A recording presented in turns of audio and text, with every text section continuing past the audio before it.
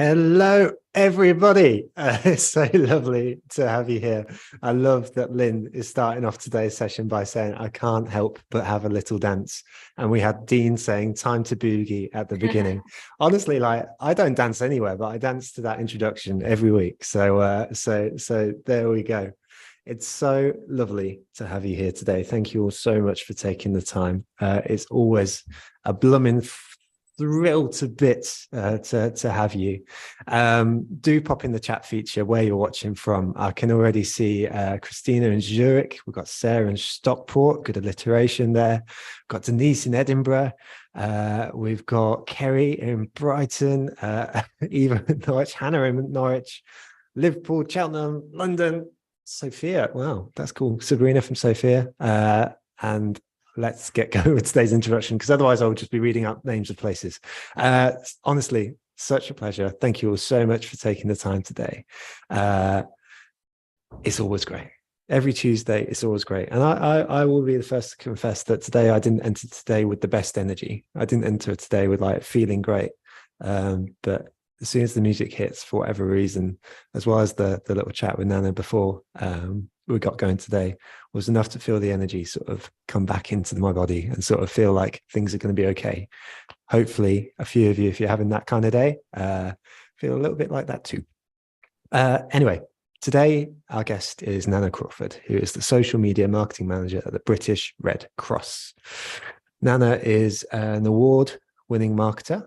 She's a samba dancer. But the thing I really want to highlight in this introduction is that in the short time that I've known Nana, through her social media activity at the very least, she's someone who has brightened my feed through her positivity and all-round wonderfulness, if that's even a word. All marketing stuff aside, Nana is someone who I've come to admire in a very, very short amount of time.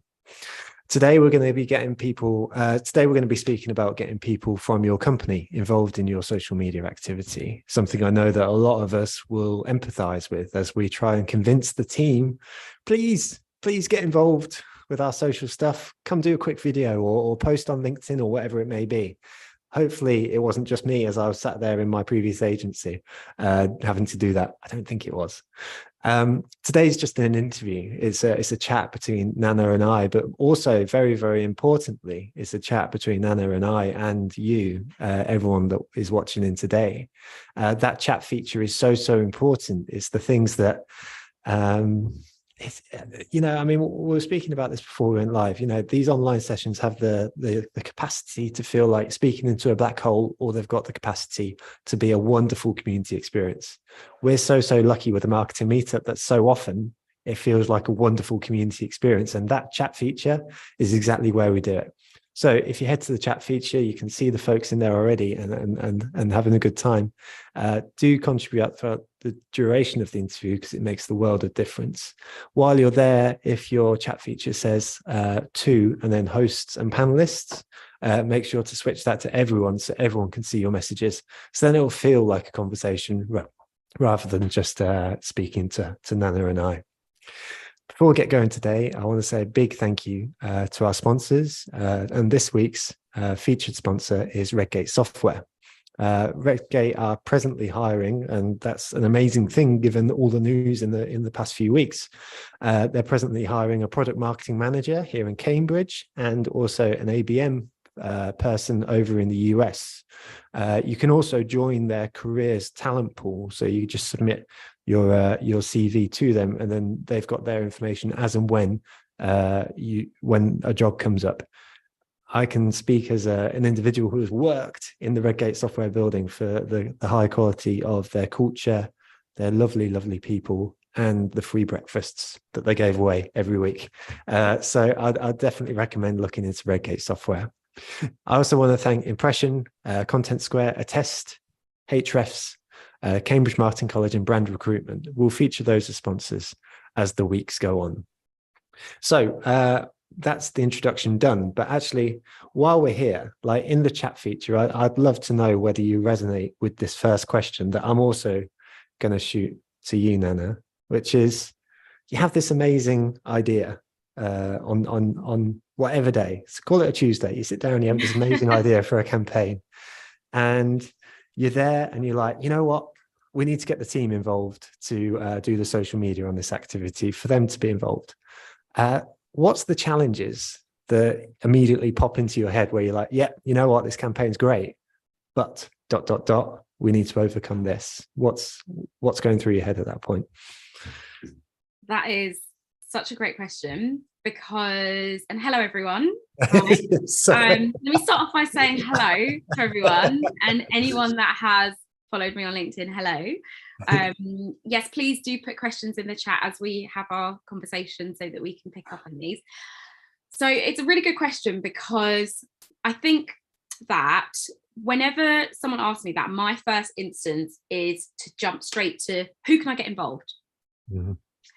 But as time has kind of progressed, and the more creative work that we've done, the more ideas that I've had, I've realized that that I need to take, there's a further step before that, before the going out and the feelers and even just telling the team, is setting my own expectations.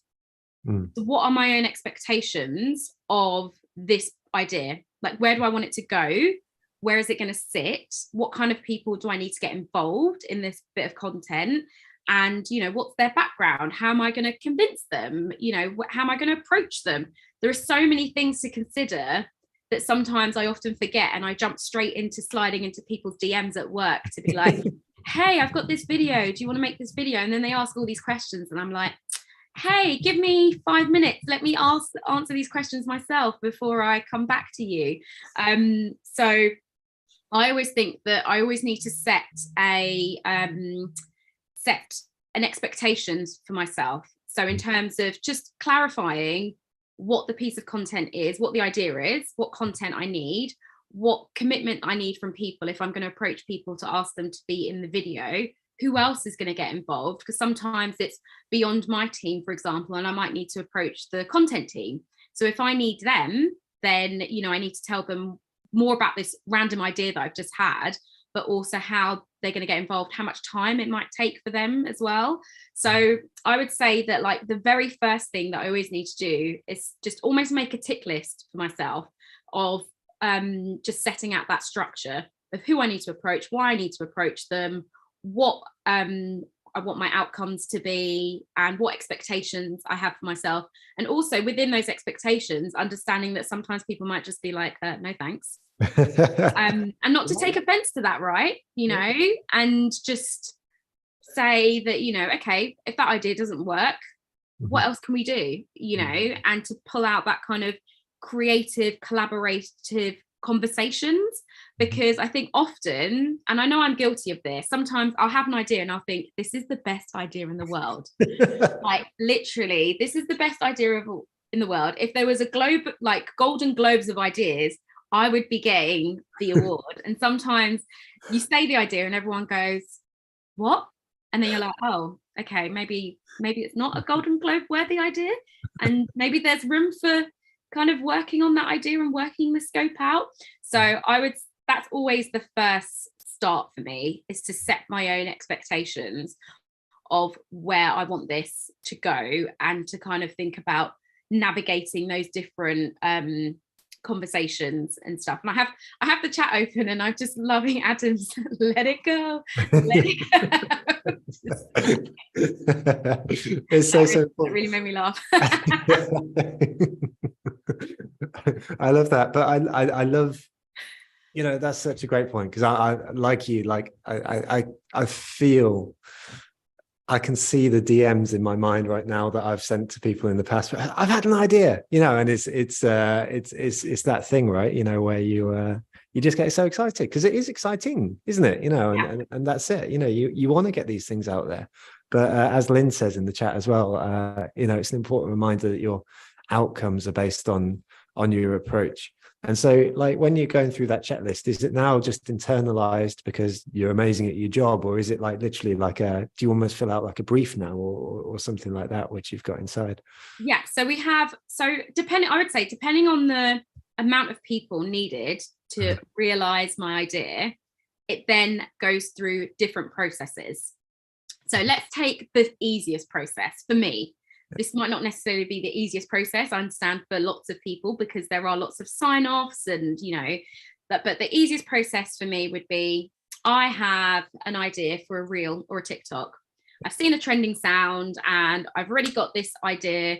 And often something that we tend to do is, anytime we're scrolling through Instagram or TikTok, or just in general, we have this massive board that we post-it note all our ideas on, and we say which area of work we think it would work. So if we hear a sound, we'll, as a team, we have a little post-it note, we'll put it on and we'll say, this could work for e-commerce, this could work for refugees, this could work for climate change.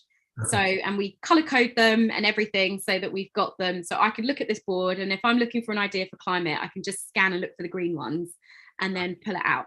So that's the first thing in terms of like how we creatively share ideas. So if I've come up with an idea and I want to get someone involved, I'll obviously, the first thing I'll share it with the team, and I'll say, hey, I've seen this sound. What do you guys think? This is what I'm thinking we can do for it. If I have time to film it, I'll film it myself, and you'll probably see that in a lot of our video content, it's me just like, you know, giving it a bit of this, not this exactly, but I'm always up for being part of the content. If I don't have time, then I'll ask one of the team to get involved and give them a really clear brief of, this is what I think you should say.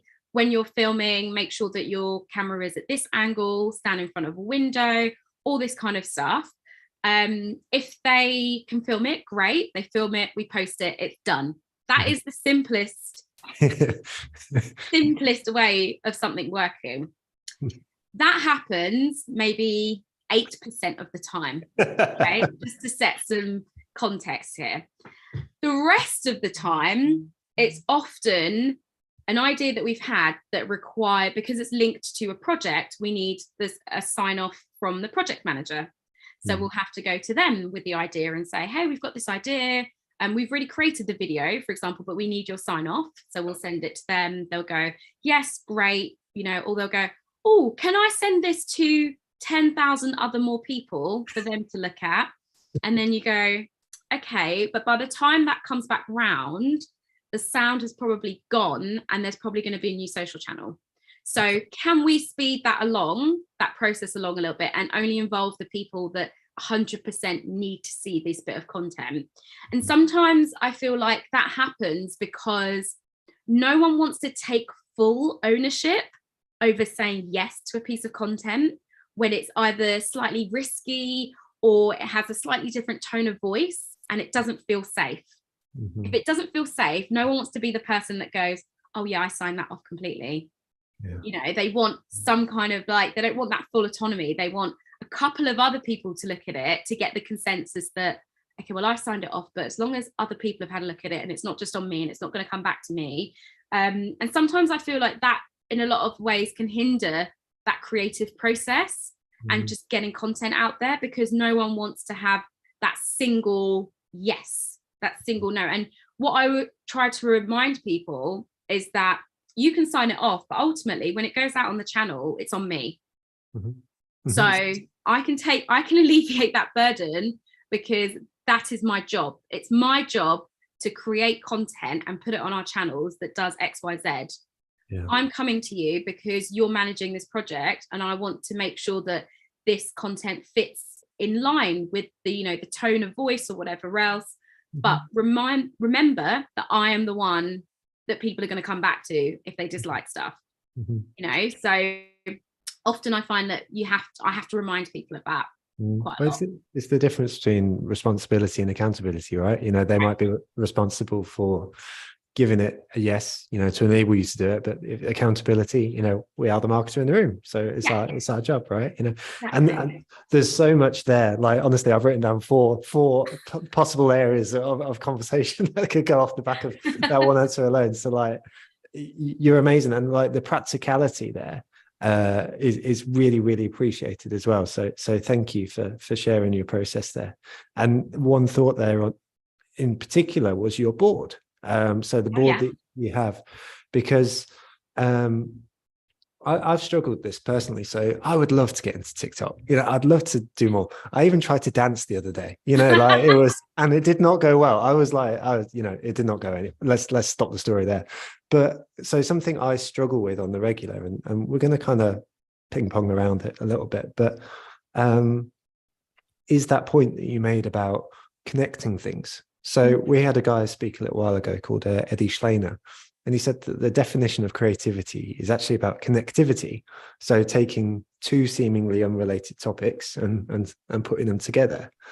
And it strikes me that that's what you're doing with that board right there. So when you're going through that board, when you put the topics down, did you literally just say these are our positioning places and that these are the messages that we want to cross, and therefore these are the topics that we're going to be looking out for? How did that process work? So good question. So the way the process works is you can look at it in different ways. So you've got the kind of overarching campaign themes, let's say. So for us, we could look at climate. Yep. So you've got climate. Under climate, you've got situations, as we'd call them. So flooding, drought. We might look at climate happening internationally. We might look at climate happening in the UK. We might look at climate partners, so people that we want to work with. So then you start to create almost like the spider kind of diagram of, hierarchical stuff. Yeah. But ultimately, it all comes under climate. And then you could look at migration and displacement, which covers like refugees and what's happening in Ukraine, what's happening in Africa, what's happening, and you start to look at it like that. So whenever we are thinking about our ideas, our very first thought is, where does this piece of content relate? When someone looks at this piece of content, what is it that we want them to find out about it? If it's about climate, we put it into climate, and then we can start to refine the messaging. Then we can start to pull out the one thing that we want people to know from this video, or the one emotion that we want people to feel from watching this video or reading this piece of content. And that's kind of how we then start to categorize it. We will always have, for any piece of area of work that we're working on, key messages that we want to get across. Yeah. Now, what we try and do, and this is a piece of advice that I would say to people, is that because trends can move so fast on TikTok, on Reels, find a way to kind of have your base messages, your key messages, what it is that you want to get across. Have that to plan, but don't necessarily have the how you're going to get it across, because that's where the creativity comes into it. So you want to get this message across, but then you can start to look at how to get the message across, and it starts to make things easier, because if you're looking at the how and not the what, you're working backwards, and then you're struggling to make it fit. So we always have the key messages. So let's take, for example, when we did our COVID vaccine campaign, we had all the messaging signed off already. Here's exactly what we can say. We had the sign-off process done. And when I say it went through about 30 people, I mean it went through about 30 people. That was 30 people signing off the messaging. They don't have to sign off how we creatively deliver it, but they've signed off the messaging, because it's very sensitive messaging, and we want to make sure that we're giving people fact, and that we're not trying to kind of blur the lines with the messaging or anything like that. So we had that done, right? And then we can start to look at, right, these are all the messagings that we've got. What are people doing creatively to talk about different subjects? And that's where we then start to feel like, okay, we can do a TikTok that's got the Who Wants to Be a Millionaire sound. We've got a TikTok where someone looks like they're getting dressed backwards, or we've got a TikTok where we can collaborate with another doctor on TikTok and say to them, hey, we've got this messaging and we'd love for you to share it on your channels to your audiences. And they can go, great, thanks for that, we'll share it. So that's kind of how we work.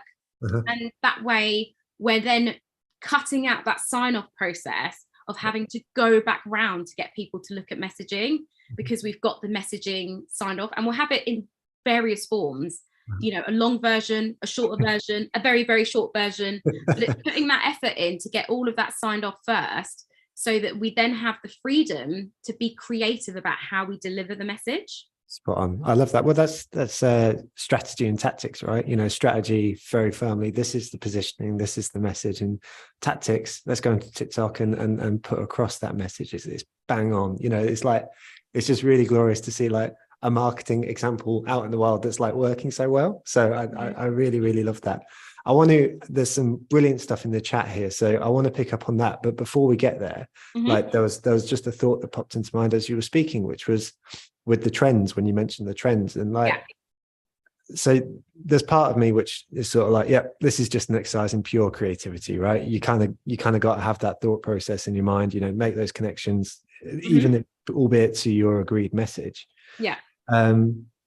But you know, there's another part of me which is like, sometimes it just doesn't feel like, you know, there's a sound that fits, or it might be a bit risky or a little bit hard, you know, to sort of fit in that message to something that's trending, which, you know, to a noob like me feels like a good strategy to pursue it in the very least. And so what's the internal judgment call that you make when you're sort of like, actually, you know what, this trend is going to be, you know, relevant to us? Because I this is a skill that I really don't have. I go through and go, no, you know, and like, I just haven't found it. So is there anything you're looking for when you sort of see these trends, and is it just an internal thing, or is it a little bit more process driven? Do you know what, it's so interesting, because I was having this conversation earlier actually with someone in the team about that borderline, like, and where we cross that line, and how much of a risk do we take with certain bits of content.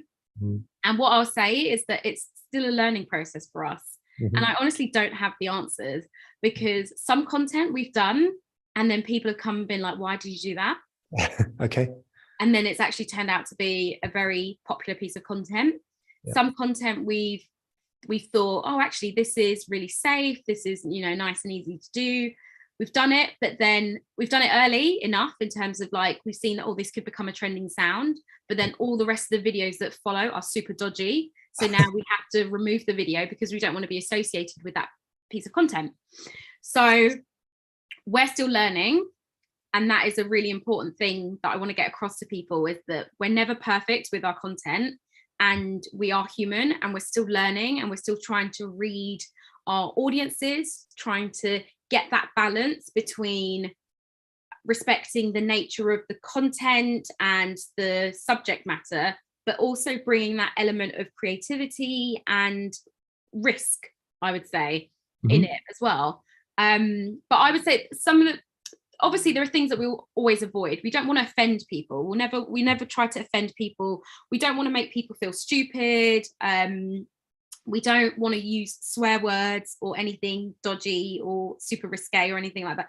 So there are some things that we definitely won't do.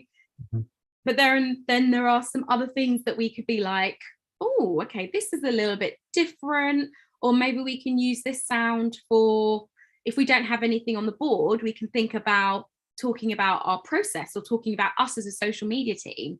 And sometimes we'll do stuff where we talk about the fact that we get lots of abusive comments online, because it's the part of the nature of our job, you know, and we don't always have to be addressing what the organization is saying constantly all the time. We can also talk about the fact that we are a team, we deal with these kind of comments, and as part to paint that broader picture for people, because otherwise it could just look lovely and fluffy. And also I feel like it humanizes the channels as well, because it's very easy for people to jump on a channel, shout lots of abuse, and then think job's done, you know, like pat on my back. No, don't pat yourself on your back, because you've just shouted abuse at someone that then has to read your comment and not take it personally and try and be constructive with what you said as well. So sorry, I feel like I've gone into this no, but it's this area of ranting, but it really irks me when people don't consider that there are people behind the channels and there are people behind the organizations. And sometimes if it's not a team, it's one person. And it can be a lot to take on that burden, and it can be a lot to be that voice for the organization. So it's just about, not just about communicating what we're doing, but also communicating a bit of compassion and humanizing the channels, so that people start to think, oh, actually, I'm talking to someone. I'm not just talking to the British Red Cross. I'm talking to a team who work for the British Red Cross.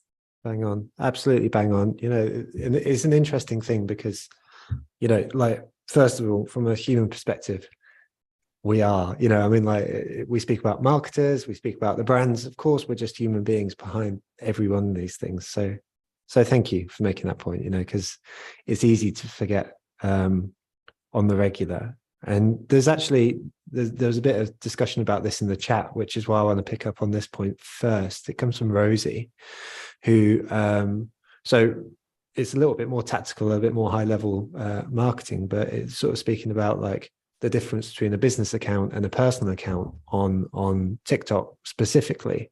But I'd also be interested to broaden this out into your personal experience, because like we're speaking about, so let me ask Rosie's question first. So Rosie asks, on TikTok, we're struggling to find trending sounds that we can use due to it being a business account. Should we switch to a personal account, even though we're a business? I'll ask that first because. Okay. So do you know what? It really depends on your objectives. Mm-hmm. If your objectives is to only use trending music because you think it's going to be really important to your strategy, then you can switch to a personal account. If, however, your objective is to make the most of your account and to use the tools that you get from being a business account and the analytics that you get, then stick with being a business account, but also know that trending sounds don't necessarily have to be like music. It doesn't have to be linked to an artist and a song. So a lot of the sounds that we use are original audios. So we use original audios created by creators on TikTok. We follow a lot of, there are so many accounts on TikTok that promote trending audios that are original audios that we follow. And they will say something like, this audio has only got 100 videos, but we predict it's going to be a trending audio because it's super easy to use and you can use it for XYZ. You know, so there are a lot of accounts that do that already. I would love to say I remember them off the top of my head, but we just have them saved in TikTok and we just go into there and we can just kind of look at them. But if anyone wants to message me on LinkedIn, then I can scroll and try and find them and send them to you. So it just really depends on what your objective is, because there are a lot of original audios that we use as business accounts and they end up becoming trending audios. So I think it's just really important in terms of, Rosie, what your main objective is. And if it's really important to you to use music that's trending as opposed to original audios that are trending, then you can switch to a personal account, but you just have to know if that meets your strategy. So we're a business account, and we've just come to terms with the fact that we're never going to be able to use trending sounds from Meghan Trainor, because I always want to use them and we never can. So I've gotten over that fact. But we can use original audios where people have a sample sound from Meghan Trainor, or they have a sample sound from Friends or The Office lines, or, you know, things like that.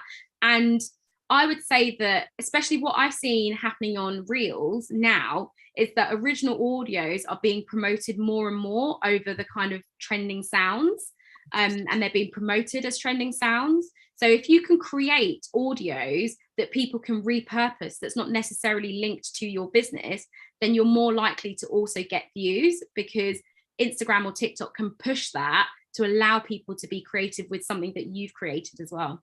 Amazing. Thank you. That's perfect. And that, you know, this is like little knowledge bombs, because I did not know about any of that sort of stuff. So that's incredible. And I wanted to connect those two questions. So your point there about people behind the social media channel, and then the stuff about personal accounts, and this thing about placing your people front and center. And so there's a great question here from it's an anonymous attendee who says, how do you encourage people to get involved in content if they're not confident in recording / public speaking? And if it's okay, I'd like to layer in there about the sort of the potential threat about people sort of saying stuff about them and stuff like that, and how you address those challenges too, because it sounds like a discussion that you've had internally at different points too. Oh, Joe, I don't know if we've got enough time to delve into this area, honestly. Woo! Okay. So let's go. I'm just gonna, I'm gonna stretch, I'm gonna unwind, because it's a very, very, very good question. So where do I start? Whenever we want to approach people to collaborate and create content for us, the first thing that we will always do is explain where it's going, what we need from them, what kind of content we'll need. And from that, we'll always explain what it is first. And once we've explained what it is, we then get a sense of whether they can do it or not, depending on their vibes. We're pretty good at reading vibes, so we'll always get a sense from what it is. Sometimes we'll get people that come back to us straight away and be like, yeah, I do this in my day job, I do this at home, I can do this, fine, great, let me do it, send it to you. Those people tick, nice and easy. But often I find that it's great to work with the people who are not so confident. They want to be involved, but they're not confident, because this is where we then lend skills beyond what we have. So as a team, depending on who it is that's found this person, we'll meet with that person one-on-one and we'll have a chat with them. We'll show them, we'll always send examples of what we want as well. I think that's really important to show examples, because if people can't see the kind of content they're going to be making, it makes it a lot harder for them to just visualize it. So we'll send examples, and we'll also have a chat, and we'll have a checklist that we'll go through with them in terms of like, and it sounds basic, but have you used your phone to film yourself before? And people will say no. So we'll go, okay, this is how, and we'll do a demo. I will get my phone and I'll go, if I'm going to film a selfie, I'm going to hold my phone here. I'm not going to hold it here because it looks weird and no one wants to see this part of you. They want to see this part of you. If it's something that's going to be solely on mobile, then what I'll always recommend is I do a Zoom meeting with someone and I use my mobile, because then they can visually actually see, and I can say, I'm holding my mobile over here so you can see my frame in the face, face in the frame, not my frame in the face. And that's a different thing. My face in the frame. Whereas, I'm not going to hold it here. I'm going to place my phone, look what happens when I place my phone here and there's a lit window behind me. You can see that I'm not well lit. So I'm going to take my phone and I'm going to put it here. And look what happens. Oh, you can see my face. It's beautiful. Great, magical. So this is where I'm going to put my phone. And we will show people practically those kind of steps. And we also have written documents that our multimedia team helped us create in terms of how to film yourself confidently, what to say, where to look, all that kind of stuff as well. And then it's just about building people's confidence. And we will never post anything that someone is not happy with. If they're not happy with it, we're not going to post it, because it's unfair to them. And also consent, hello. So we're not going to do that. They'll send their first video, we'll review it, we'll go, this is great, or this doesn't quite work. Can you maybe talk a bit louder? Maybe you could talk when you're not in the motorway. How about stuff like that? Think about what people might want to hear. They want to hear what you're saying. So we'll have all these conversations, and sometimes it might take more than one conversation to get them confident and comfortable and building up to it. But then once they've done it and we've posted it and they've seen it, most of the time they're just like, they feel really proud of themselves. And that is the moment where I'm really happy with what we've done as a team. Beyond just create content, we've given someone just that extra little boost of confidence in themselves, and they can take that and run with it, and they can remember that feeling and apply it to their life and have a great, wonderful rest of their working career, as stars. And I will say that we have managed to turn some pretty shy people into social media stars, who've then gone on to leave the Red Cross and gone on to new jobs to be like, hey, I'm down for content. And I'm like, remember where you started, please remember who got you there. But I think it's just really important. And then on the subject of understanding the nature of social media, we will always be really clear with people about the fact that we get negative comments. We get negative comments, but this is how we deal with them.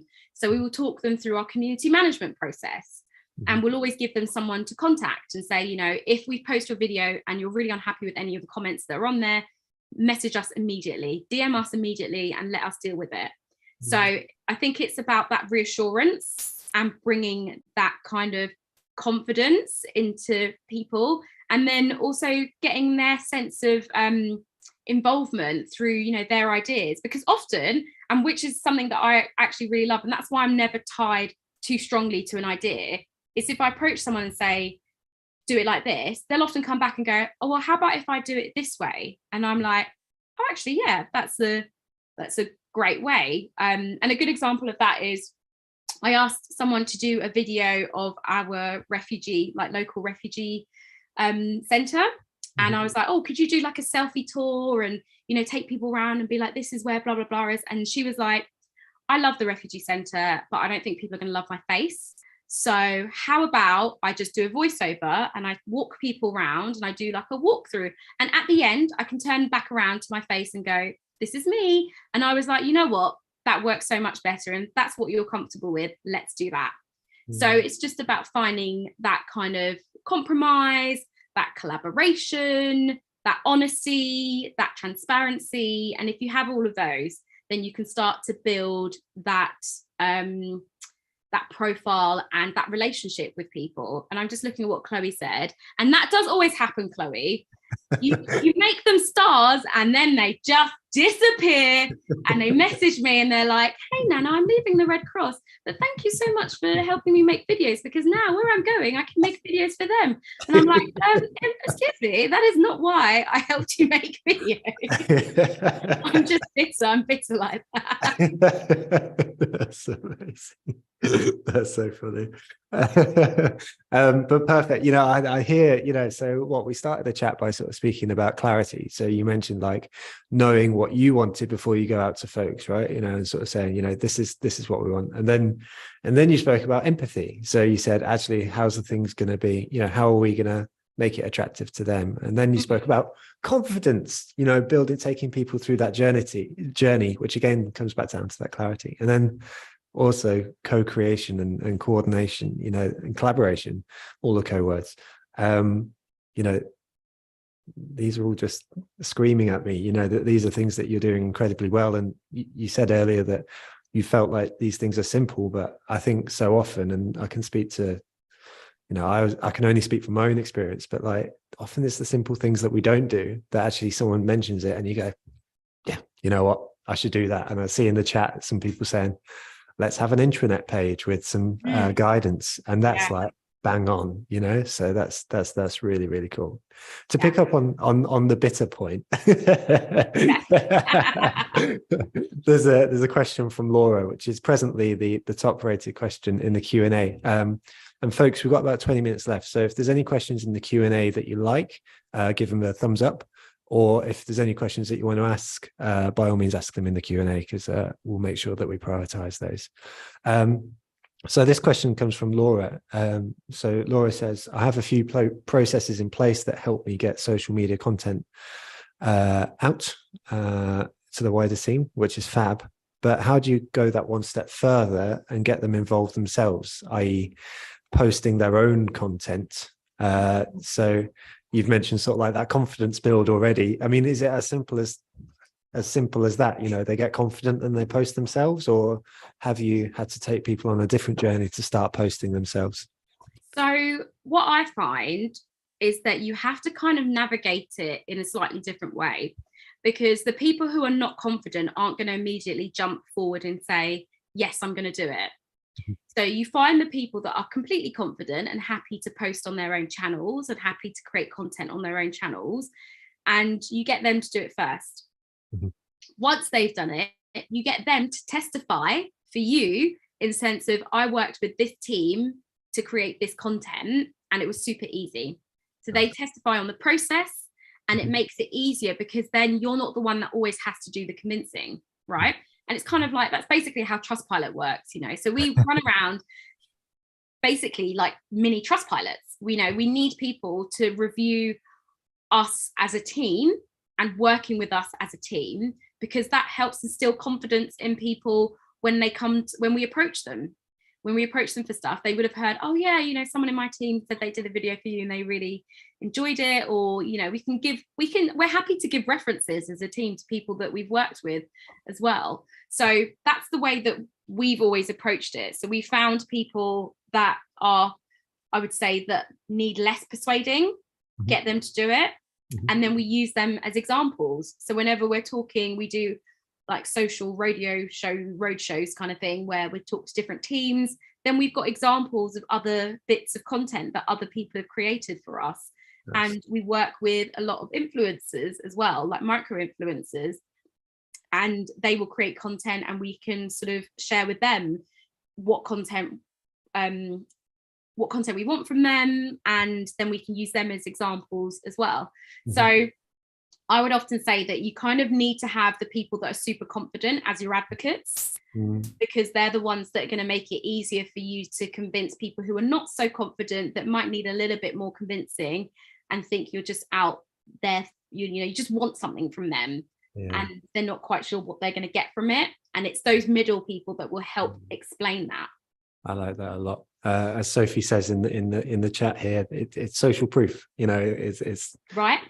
People following people, right? And it's bang on. I love that, and it's hard. It's definitely not easy, but it's very hard to imagine a world you don't know exists. And so to actually see examples in front of you that this person has done it, and actually it's not that hard, then or it doesn't have to be so hard, then that's great. That's really, really cool. Actually, I want to pick up on, before we get to Francis's question in the Q&A, Jacqueline has just popped a question in the chat, which says, what do you think about incentivizing or creating or helping incentivizing folks to make social content? Have you ever done much of that sort of stuff? So we haven't. And my question back to Jacqueline would be, where do you draw the line? Where do you draw the line of what it is that you incentivize people with? And there can be lots of things you can offer people, but ultimately the benefits that we sell, now I sound like a salesperson, don't I? The benefits that we sell as a team is always just around helping people to build confidence in the workplace and to try something new and to try something different.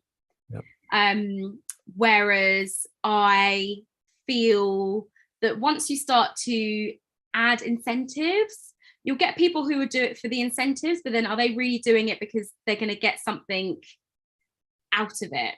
They're going to get something more out of it rather than just, I don't know, an hour's off or a biscuit. I don't know. I don't know. It depends on what it is that you want to incentivize people with. But ultimately, you don't want to have incentives, because once you start to introduce incentives, then you're kind of setting yourself up to deliver more than just that kind of content that you want from people. And then I just feel like it can become tricky, sticky, icky, all the icky stuff that you just don't really want to have and that you want to avoid.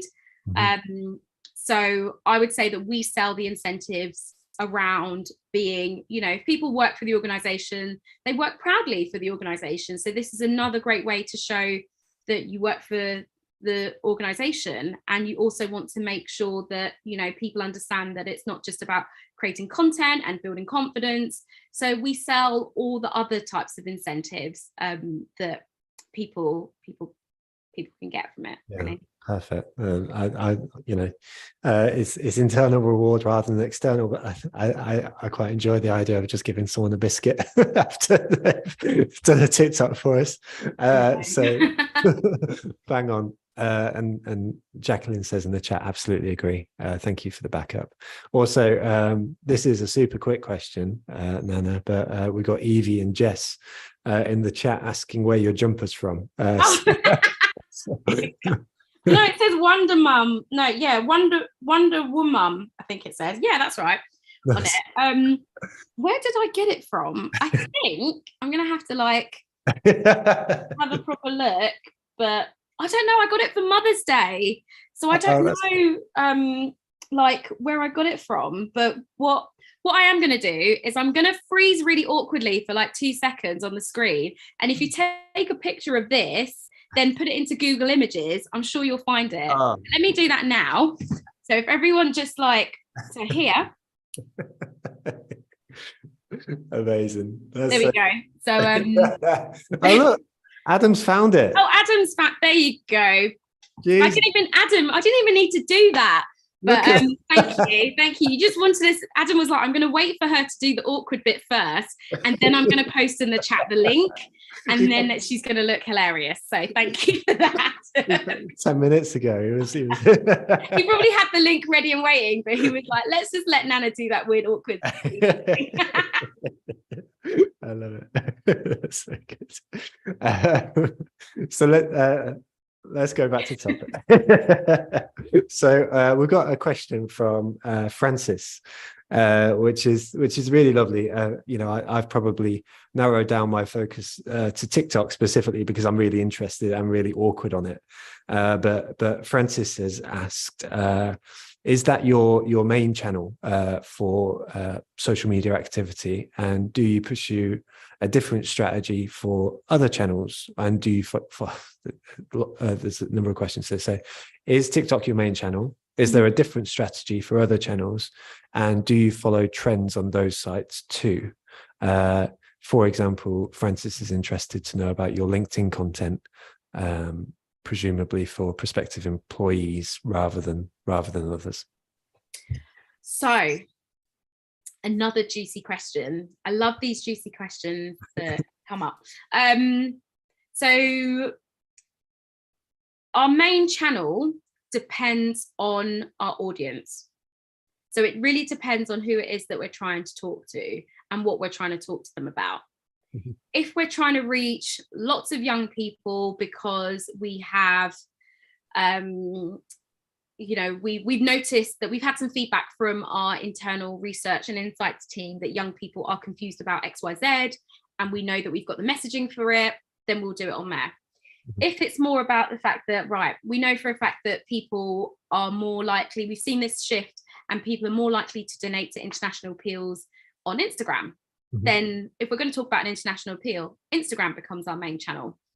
If we're trying to reach the general public about a survey, or we want to talk about our loneliness work, we know that Facebook then becomes our main channel.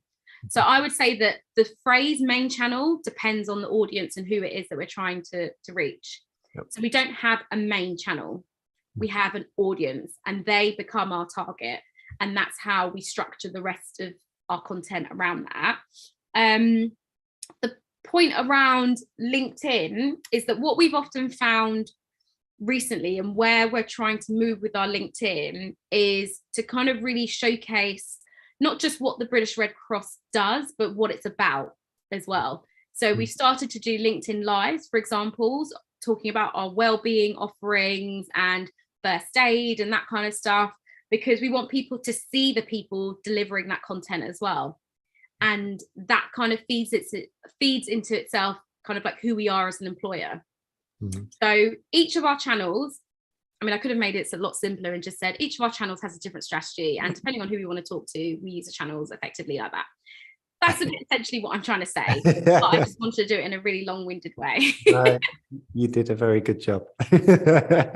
No, that's bang on there. And again, I don't, out of interest, did you ever sort of train as a marketer, or is this are you an instinctive marketer? Oh my god, do you know what? When I went to uni with dreams and hopes of becoming the next Missoni brand. Like, that's what I thought. So I went to uni and I studied textiles. That's what I did. So I spent 4 years studying textiles in Manchester. Loved the course. At the end of the course, I was sick of fabric. I was so sick of fabric. I don't want to see another loom for the rest of my life. I was like, nope, I'm done. And my dad was like, well, what are you going to do? And I was like, that's a really good question, Dad. I'm going to stay at your house until the foreseeable future, until I've decided what I want to do. And I was still with I still am, but I was with my now husband, then boyfriend. And he said to me, well, you're really good at talking to people, so why don't you think about communications? Then I went on to do, don't know why, but then I was like, you know what, I'm going to go and do a master's in fashion management and marketing, because maybe I don't want to do the physical side of the making, but maybe I want to run a business. So I did that, and I thought, I don't want to run a business, this is awful, but I loved I loved the marketing side of it. I loved creating the campaigns. I loved doing the kind of market research, and that's where my passion for kind of marketing started from, basically. So I thought I was, so you just never know where things are going to lead you in life and the suggestions that people make. So I mean, he probably will say that he is the reason for my career. Claim credit. Whatevs. I love it. Well, you know, like, so I think in that case, then the answers that you've given today are pretty remarkable, because I think like intuitively you seem to do all the right things, you know, if there is such a thing. I think it's really impressive. So thank you for sharing everything that you have today. It's been a series of really, really great bits of advice. I want to summarize, because we've got like 8 minutes left, and I want to make sure that we deliver on the promise that that we set off at the beginning, which was how to get the rest of the team involved in social media content. So the things that I think I've heard so far is that to start off with you get an idea pop into your head. So we start off with a clear brief. So we start off, actually, you know what? Don't just rush to DM people. Let's do the brief.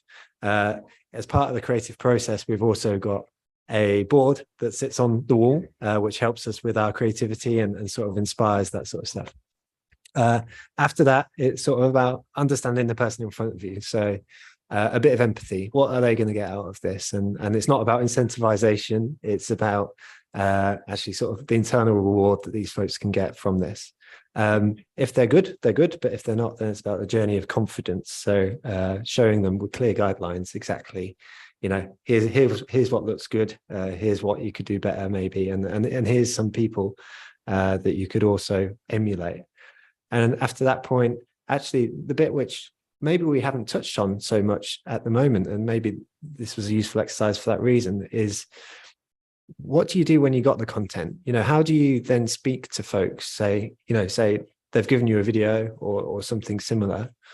How do you treat that content from the point of receiving it through to posting it through to feeding back to the folks who have taken the time to produce the bit of content for you? Yeah. So if someone makes us a piece of content, we obviously thank them for their time and for being involved in creating that piece of content. We will work it up so that we've got the finished article. If they've expressed that they want to see it before it posts, then we'll send it back to them and say, here is the video, here is the caption. We're going to post it on this day, time on this channel. If they're just like, here's the content, leave me alone. Sometimes they do. We will use the content, put it on our channels, but we'll always go back and say, we've put the content out and here's the link to it if you want to see it. And then depending on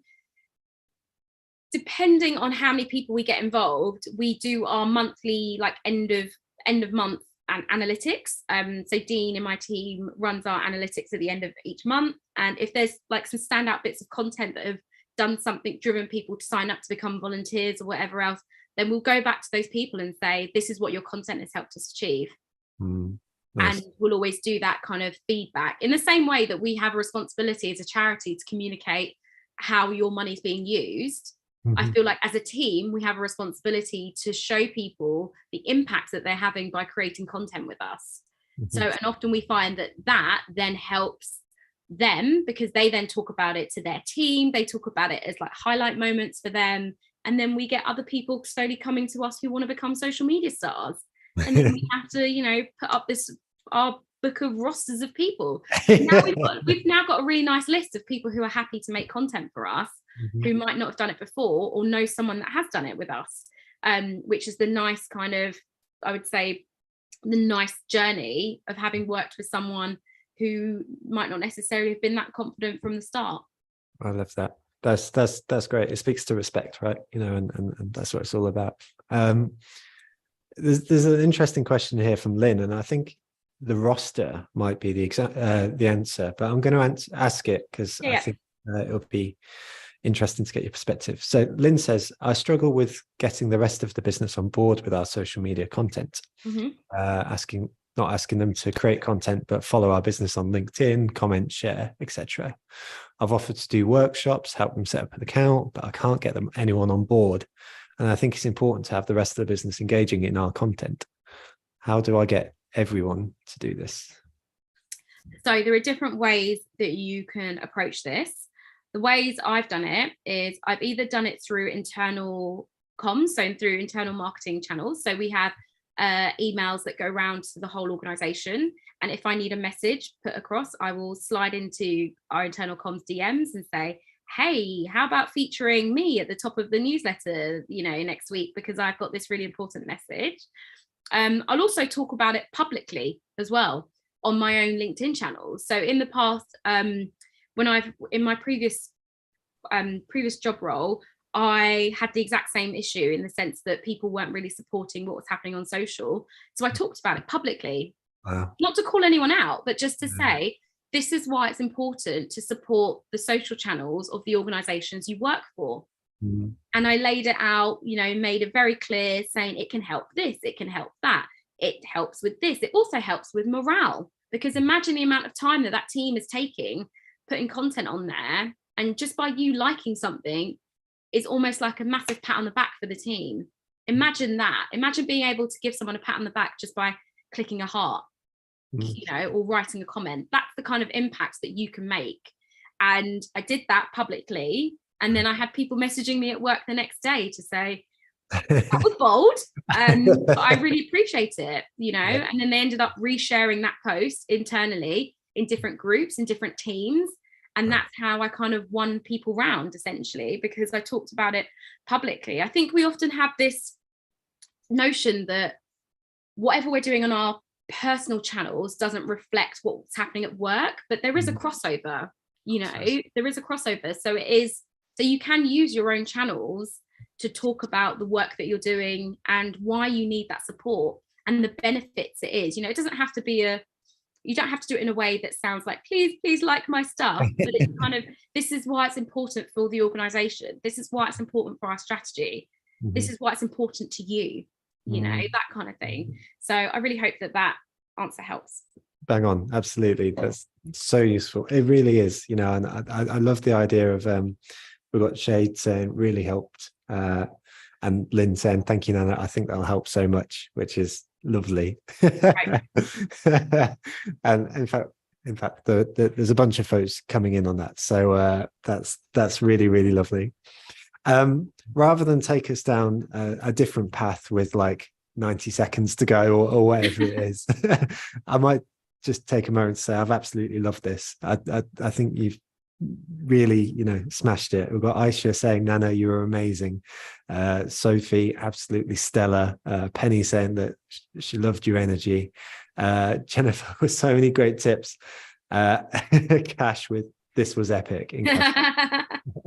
And Jacqueline saying absolutely vibing. Honestly, like a really, really useful grounded session, where I'm really grateful that you've taken the time also to share exactly how you do the things, because I think that's the stuff that people can actually implement straight away. So thank you for taking the time, Nana, and thank you also everyone for tuning in with your great questions and your lovely chat. It makes the world a difference. It really, really does. So totally grateful. So with all that said, I think I might say thank you very, very much, and go and follow Nana on LinkedIn and find the British Red Cross's TikTok as well, because it's well worth it. So thank you very much for taking the time, and what a brilliant session. Really, really appreciate it. Thanks.